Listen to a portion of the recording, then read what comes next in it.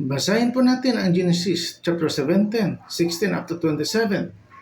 At akin siyang pagpapalain, at saka sa kanya bibigyan kita ng anak. Oo, siya ay aking pagpapalain at maging ina ng mga bansa. Ang mga hari ng mga bayan ay magmumula sa kanya. Nang magkagayoy, nagpatira pa si Abraham at nagtawa at nasabi sa kanya sarili, magkakaanak kaya siya na may 100 taon na? At manganak pa kaya si Sarah na may 90 taon na? At sinabi ni Abraham sa Diyos, kahimanawari si Ismael ay mabuhay sa harapan mo.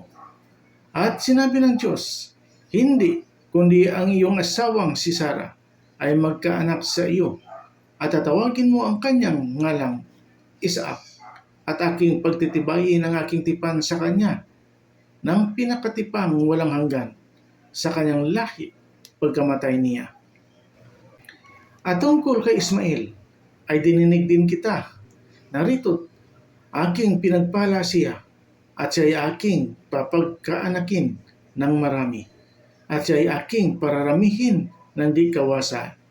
12 prinsipi ang kanyang magiging anak, at siya ay gagawin kong malaking bansa. Ngunit ang aking tipan ay pagtitibayin ko kay Isaac na inaanak sa iyo ni Sarah sa tadhanang araw sa taong darating.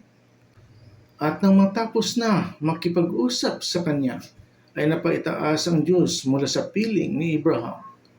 At ipinagsama ni Abraham si Ismael na kanyang anak, at ang lahat na ipinanganak sa kanyang bahay, at ang lahat na binili niya ng kanyang salapi. Ang lahat ng lalaki sa mga lalaking kasambahay ni Abraham, at tinuli ang laman ng kanilang balat ng masama ng araw ding yaon, ayon sa sinabi ng Diyos sa kanya.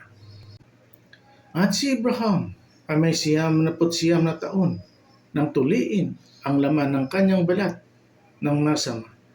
At si Ismael ay may 13 taon nang tuliin ang laman ng kanyang balat ng masama. Nang araw ding yaon, tinuli si Abraham at si Ismael ng kanyang anak.